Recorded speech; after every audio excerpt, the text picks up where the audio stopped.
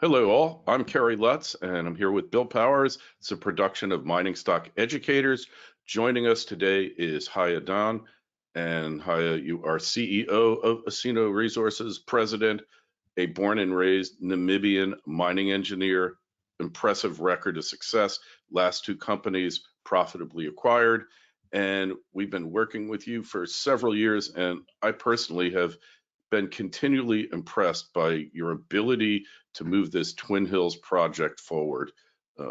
Located in Namibia in West Africa, a very stable country, extremely friendly mining jurisdiction. It's amazing how projects move there. Fast track projects in Namibia can move ahead in just 5 years, less than half the time it takes in many so-called top tier jurisdictions, where many great projects move ahead at a glacial pace. At present, Heye, you've got 9 rigs turning. I'm a long-term shareholder, and I'm extremely optimistic about Osino's future. Heye, thanks for joining us. We're all looking forward to hearing about the upsized resource and the updates to the pre-feasibility study. With that, I'll let you take over. Thank you, Kerry. Thank you for the kind words. As you know, finding the first million ounces is always the most difficult one. Thereafter, it tends to get easier. And I think this latest resource update sort of demonstrates that. But before I get into the nuts and bolts, I thought let me just go through a presentation and set the scene, remind the viewers where we come from and what the plan is, and then specifically refer to the resource update that came out last week and then the project update press release that we put out today. So we are the team that defined and advanced the Otjikoto project until the sale to B2Gold in 2011. And with Osino, we are doing that again. So we made our discovery in the spot that you're looking at on this picture here in 2019. Since then, we've drilled around about 200,000 meters into it. We put out the PEA last year, which kind of set the scene for the project economics. And since then, we've done lots of drilling and technical studies to keep on advancing it. And excitingly, we've obviously added a lot of additional meat to the bone in terms of extra resources. So forward-looking statement, this is very important. I'm going to emphasize this time because, of course, as we speak about production rates and growth and changes to the plan, please bear in mind that that's all speculative. There's no certainty that we will actually achieve this. And any references to mineral resources or technical information actually refers to the PEA. So when I talk about other numbers, bear that in mind, please. Remind you, we're in Namibia, of course. We've got 2 projects, the Ondundu Gold project, which is the smaller one that we acquired from B2Gold a while ago. We're actually in the process of acquiring it. The deal will close soon. And that's an add-on development opportunity to Twin Hills. It's going to be the cherry on top. But the focus at the moment, of course, is the Twin Hills Gold project, which is at the pre-feasibility stage at the moment. We do have a very large license position. We are active across the grant. We have some other very interesting sniffs in various areas, but the focus is down here with the Twin Hills Gold project. So zooming into it, to remind you how we got started, is we literally consolidated an entire district. We have a 100-kilometer fertile structure upon which the Twin Hills system is located. We have so far made 3 or 4 discoveries, initially Twin Hills and Bulge. We then added Clouds about a year and a half ago. And in December last year, we added Twin Hills West, which is that star on the left-hand side here within this bigger 15-kilometer gold system, which is really coming into its own and has very much surprised us in this resource update. So I'll talk a little bit more about that. So this is the drilling that we've done. This is about 200,000 meters of drilling that has been done to date. The focus on Twin Hills Central and Clouds, where we, over the last year, since the PEA, basically converted the entire resource or most of the resource from inferred to indicated with the intention of doing a pre-feasibility. And as you probably know, you can only do a pre-feasibility with indicated resources. So always a lot of drilling required. So we concluded that. We expected sort of incremental resource growth. We did not expect a step change material growth like we've delivered now. And a lot of that came from Twin Hills West, which is this drilling that you're seeing down here, which is a new discovery that was announced in December. Initially, it was quite complicated. Remember, this is all undercover. We didn't quite understand what we had. It was structurally complex. We've now drilled lots of meters into it. Not all of it is in the resource, by the way. So lots of additional drilling has been done since the resource cutoff date. But pleasingly, Twin Hills West contributed about 220,000 additional inferred ounces to the resource. So that was one of the nice surprises. The other one is Clouds, obviously getting bigger and better, especially as we go further down at depth.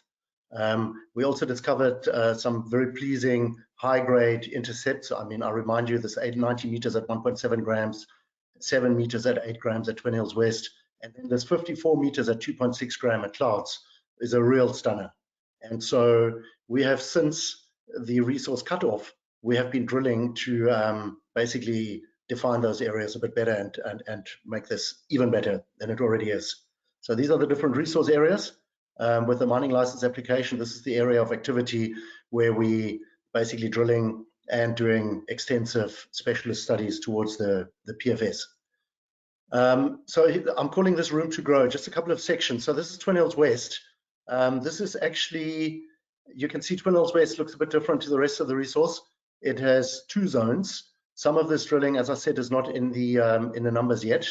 So there's lots of opportunity to grow and better define this. Most importantly, we have to convert this from inferred to indicated. So in fact, of the 9 rigs, 7 are currently on Twin Hills West to infill drill that to get it to the indicated phase, to get it to the indicated resource category, so that we can include it in the planned pre-feasibility study. So lots of additional growth potential here at Twin Hills West. Pleasingly also, it's quite shallow, and it has a lesser stripping ratio than the rest of the pit because it is so shallow. So lots of upside left. At Clouds, I mean, these sections were in the press release, so the viewers probably would have seen these. You can see that Clouds and Twin Hills Central and Bulge just keeps on going at depth. And actually Clouds, sorry, this is the Clouds section at the bottom and the Twin Hills Central section at the top. But if you look at the Clouds section in particular, you can see how the zone widens at depth and the grade improves. So you can see that the step-out drilling stopped at this point. With the mine planning sensitivity analysis that we've done internally, it's very clear that that this pit is data limited, meaning if we do further step-outs at depth, more of this resource will be captured in a future mine plan. So these extra ounces here are money for jam. The only issue with them really is that they're relatively deep, so it's lots of meters and it takes a long time to drill these. So that's the next priority. Once we've drilled out Twin Hills Central, we're going to go here, drill deeper and bigger step outs to chase this down dip and also to chase these high grade shoots that we've press released in the last couple of weeks. And very much the same situation for Twin Hills Central. It's similar depth, around about 250, 300 meters at the moment, still open at depth. And also pleasingly, what you would have seen in the press release on the resource that came out last week is that we've got some new zones, like this one up here is new. And there are another 2 or 3 of these that we will follow up on and better define in order to add ounces and reduce stripping and make this resource even better. So that's on the resource. Of course, you know, the listeners would have had time to read through the press release and everything is in there. What I want to emphasize here is that of the total resource that we announced a week ago was 2.1 million ounces of indicated, so ready for the PFS, and about 600,000 ounces of inferred, which of course cannot be used for the PFS. And that's why immediately our thinking was that we should convert that inferred to be able to include it in the pre-fees going forward. And we felt, because of the quantum of inferred resources and because of the additional upside that we identified, that it would be worth to delay the pre-feasibility study somewhat to be able to bring this in. Just reminding you, I've been on record on many forums of the last 6 months or even 12 months saying that we're going to announce a resource together with a pre-feasibility study around about this time. And that, of course, is changing. So the pre-feasibility study will be delayed by a couple of months. I'll talk a little bit more about it at the end. And we will make this existing resource that's already great, we will make that better. And I think there's substantial additional resource upside remaining, as I showed earlier. Okay, so then let me get into the pre-feasibility and the development studies. Most people would have seen this slide. We continue to work with the same specialist consultants that we have been working with for the last 2 years.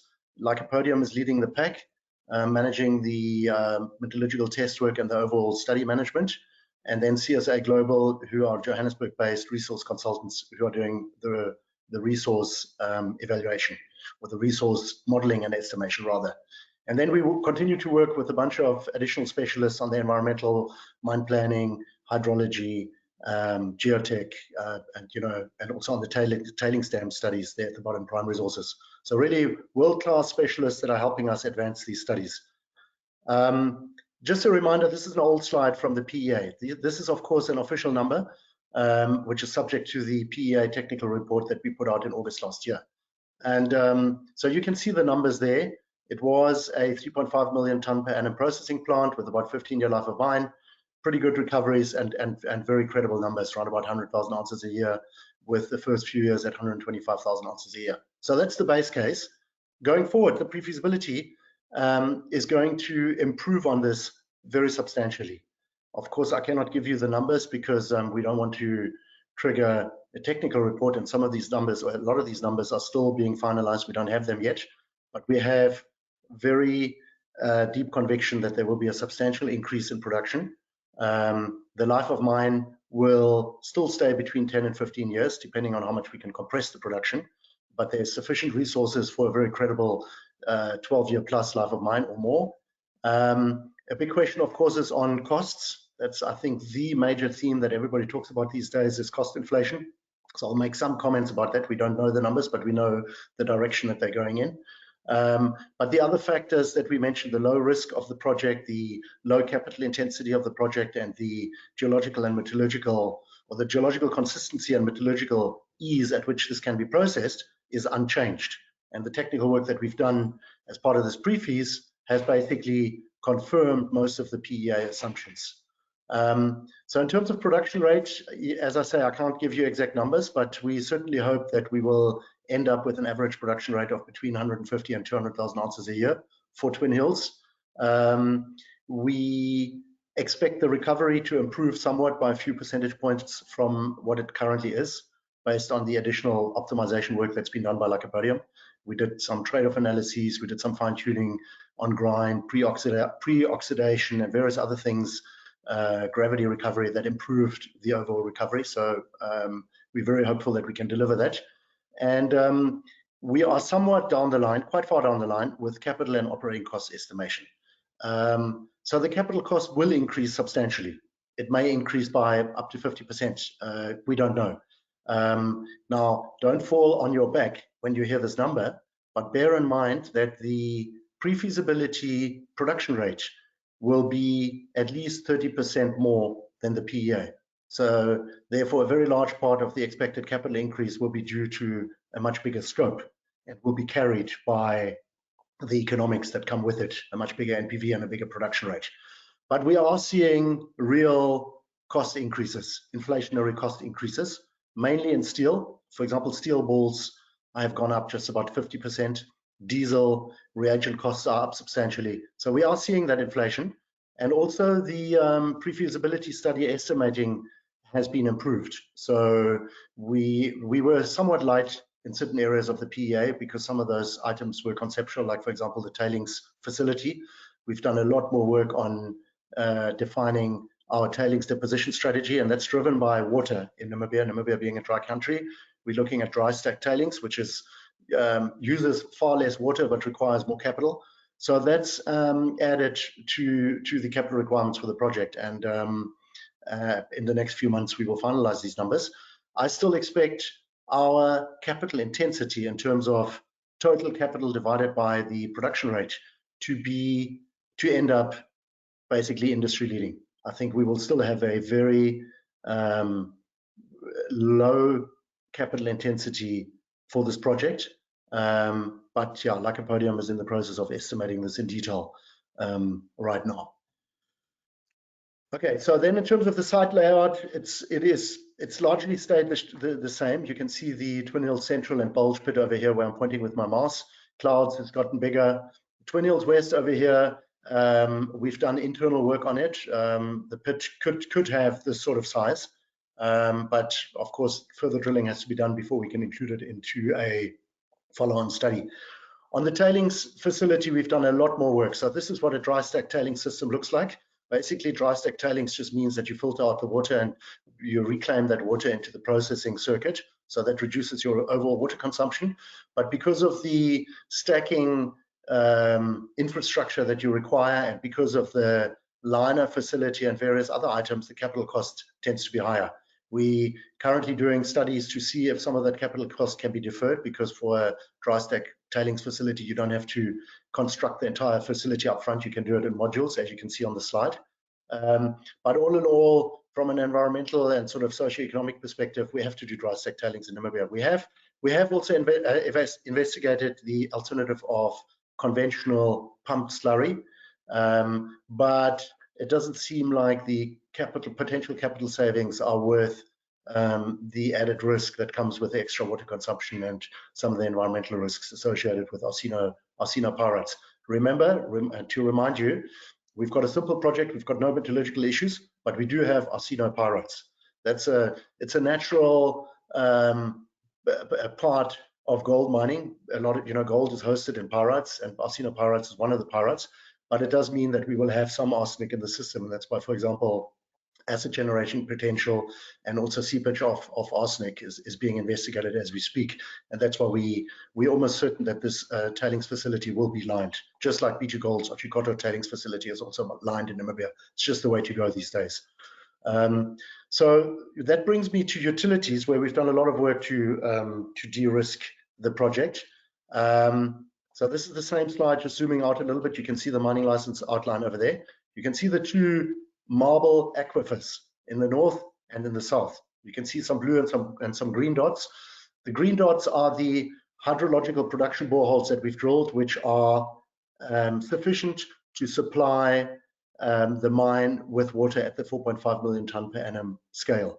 So therefore, we've proven sustainable yield from local sources owned by us only. So that's, of course, a major capital saving and operating cost saving and a major de-risking of the project.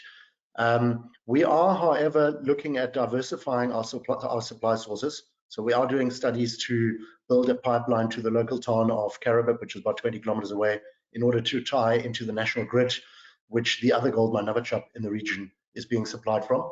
And we've also got some very interesting recycling projects where we aim to get some ESG credits by, for example, potentially piping raw sewage from the local town to the mine, recycling it and using it as processed water. The idea behind this additional water supply and the diversification to some extent is to be able to increase the processing plant throughput significantly going forward, because obviously we want to maximize the production rate, and for that we'll need more water. So we're also doing additional drilling. You can see these blue holes, additional hydrological holes that are being drilled. But suffice to say that, with the 40 or 50 boreholes, hydrological boreholes that we drilled over the last couple of months, and the hydrological modeling exercises, etc., that we've done, we are very certain that we've got water supply secured. So that's very positive. On the power side, we've made a lot of progress. You would have seen it. Some of it has been press released. We signed a power supply agreement with the Namibian utility NamPower for 16 megawatts. That was based on the PEA scope of the project. The upsized pre-feasibility as envisaged currently will require additional power, probably around 20 megawatts. And we are in discussions with the Namibian utility to supply us that additional capacity. So we do not foresee a problem to get additional capacity. I think where we have a bit of a risk, and I would say this is the key risk for the project at the moment, is the procurement timeline for the utility to make that power available. Basically, the time it will take for them to build a new substation and for us to build a power line into that substation. According to the agreement signed, they have a 3 to 4 year turnaround, which is obviously an extremely slow procurement process. And I think there's every opportunity to compress that substantially, and we're in discussions with the utility to achieve that. But as it stands right now, there is the possibility of a gap in power supply of between 6 months and 12 months, depending on when the project construction commences. And of course, we are focused on eliminating that gap, because the fallback position would be to have 1 year diesel power like Otjikoto is doing.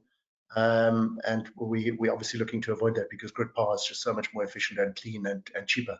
Solar will become part of the energy mix. Probably up to 30% of our total power will be derived from solar, and we're talking to a range of suppliers at the moment to engineer and plan that. So therefore, power and water is largely secured, but some ongoing management thereof still required. Okay, and that brings me to the end of the presentation, and so 1 or 2 slides left, and that is the avenues for growth and the expected timing of the pre-feasibility study. I think in the press release, I've got it here in front of me, I said that the intended release date has been updated to about mid-Q3 2022. I'm trying to be as specific as I can, but I really don't want to be held to that, because it's dependent on how much drilling success we have. If you look at the resource growth in indicated ounces that we're looking to deliver, it will require about 2 months of drilling to do that infill drilling and some of those step outs, and then about a month of assays and modeling. So that's about a 3-month process from today. That drilling has commenced. As I said, we've got 9 rigs going hell for leather on that, and we're looking for additional rigs in Namibia to speed that up further. So that's a 2 to 3 month process. On the production growth side of things, we're looking to increase the processing rate of the plant facility further beyond 4.5 million tons per annum. But that's not an easy task, because it obviously will require extensive engineering work to update the pre-feasibility work that was done on the basis of 4.5 million tons per annum. And we're in discussions with Lycopodium at the moment to see what's feasible and what's realistic. So my wish is to take this to 4 to 5, maybe even 5.5 million tons per annum, but that at the moment is just a wish. Of course, that has to be informed by good engineering judgment, which Lycopodium will supply.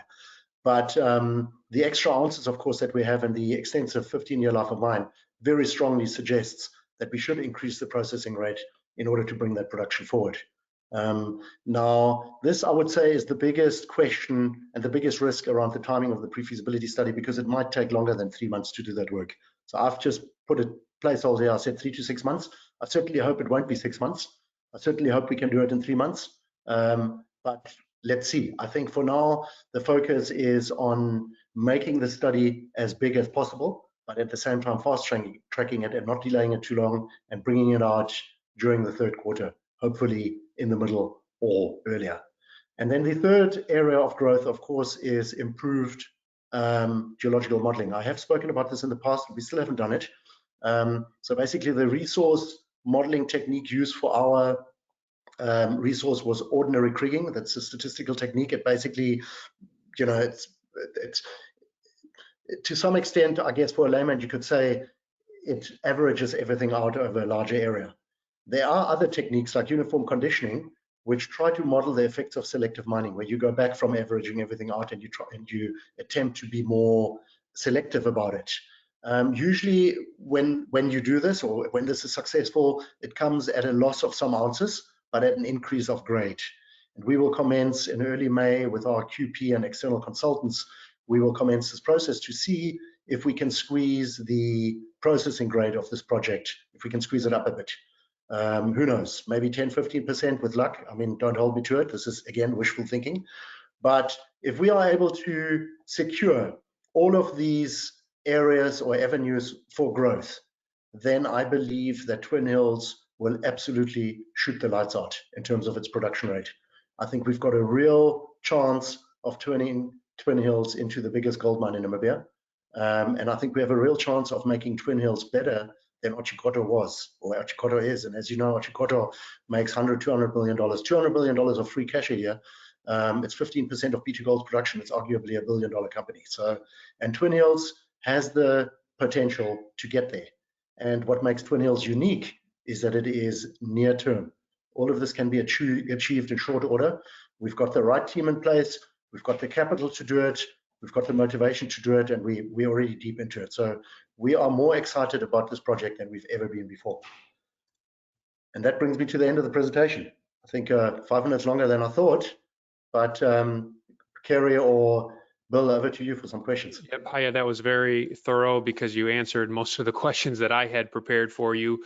But for listeners, please submit your questions in writing. A few of them have come in, and I will present them to Heye right now. Heye, the first question, you mentioned 150,000 to 200,000 ounces per year as a possible outcome. Could this now be achieved also without Ondundu?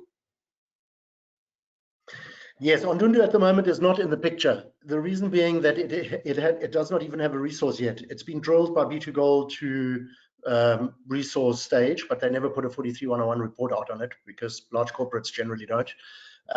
So our plan is to get Ondundu to the resource stage quickly in the next couple of months, but it's going to be an inferred resource largely, and therefore cannot be added to a pre-feasibility study.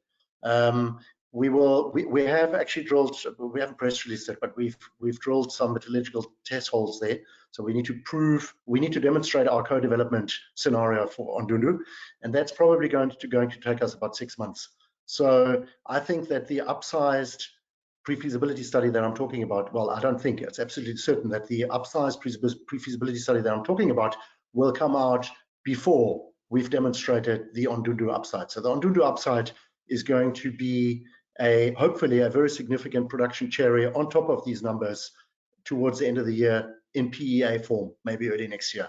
And if that looks good, and if we can demonstrate a co-development opportunity, then we will do with Ondundu what we did with Twin Hills, which is drill the hell out of it, get it to the indicated stage, make it bigger and better, and then tie it into the Twin Hills process.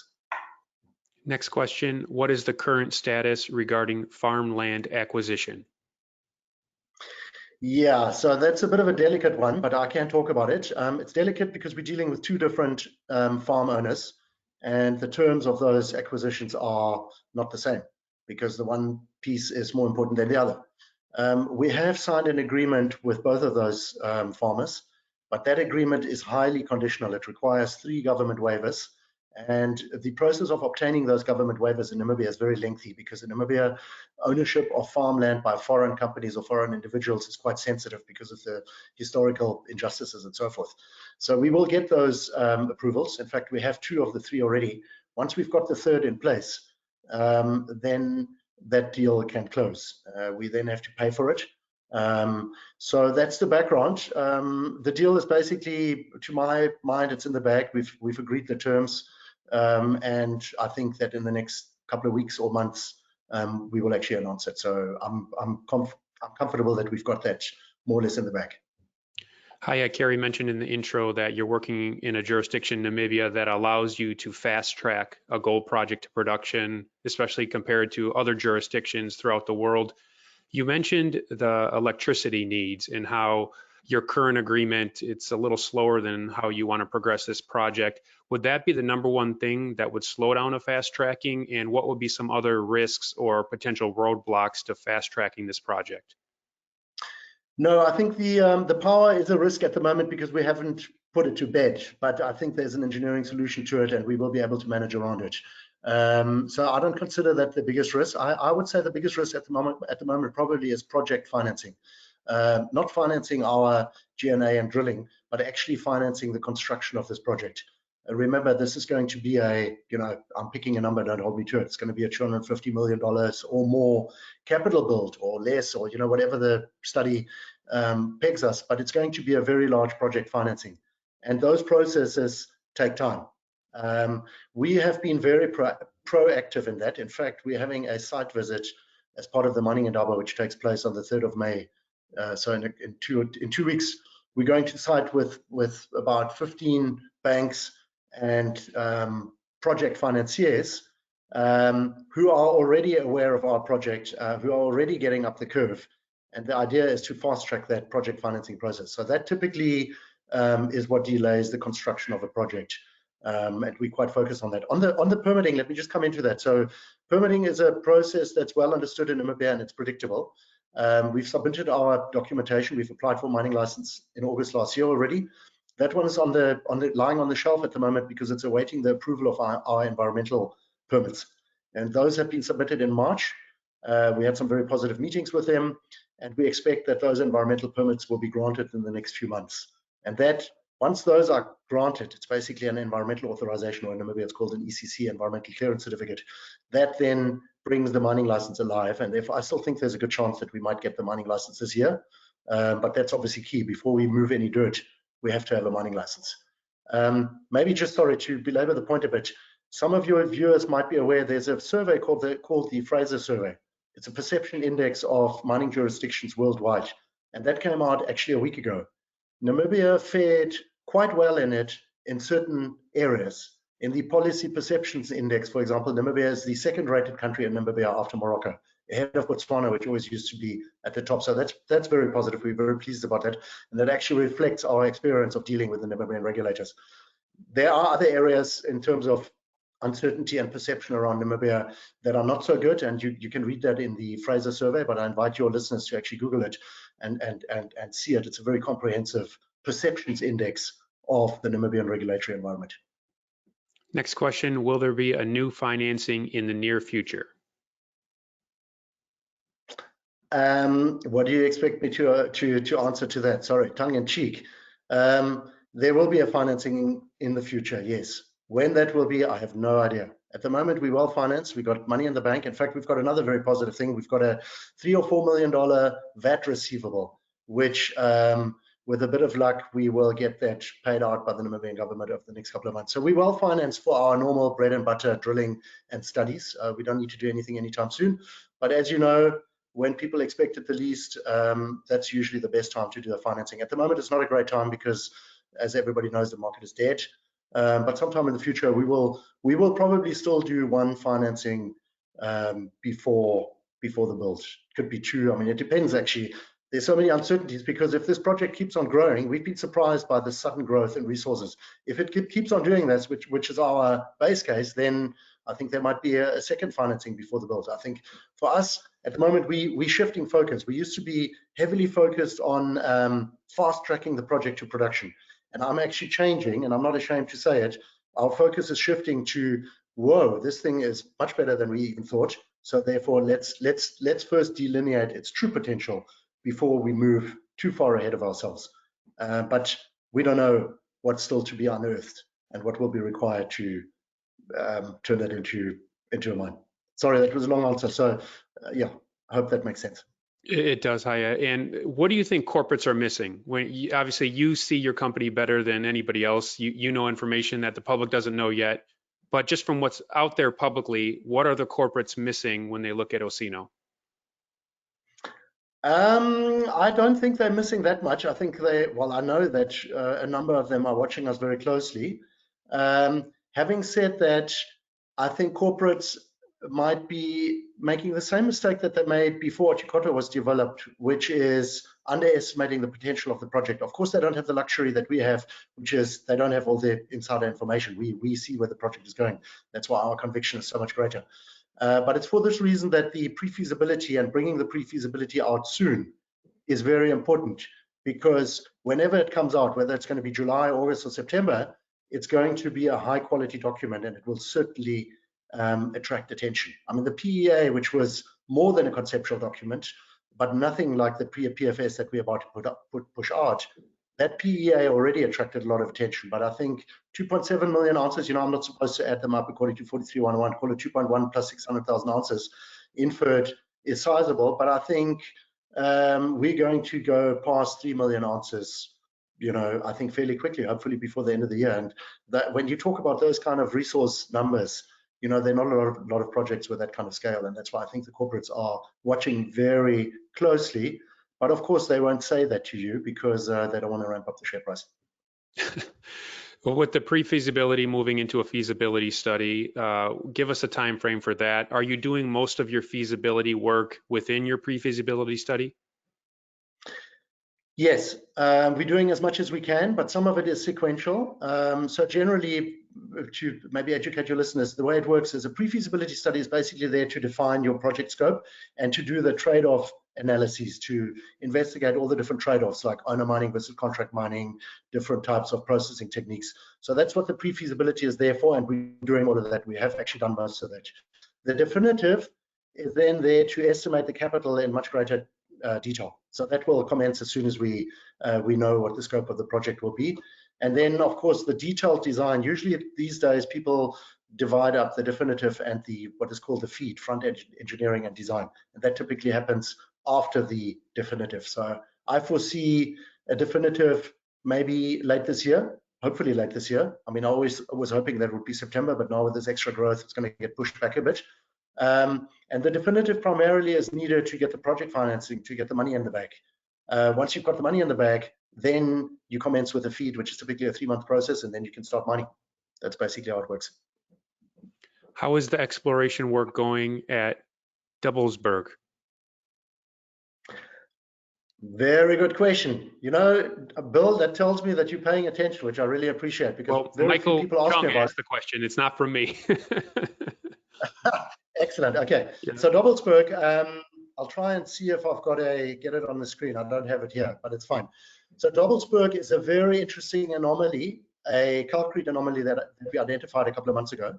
And it is in the same stratigraphy as Navachap. When I say stratigraphy, you know, it's structurally controlled. So you've got these layers of rock structures.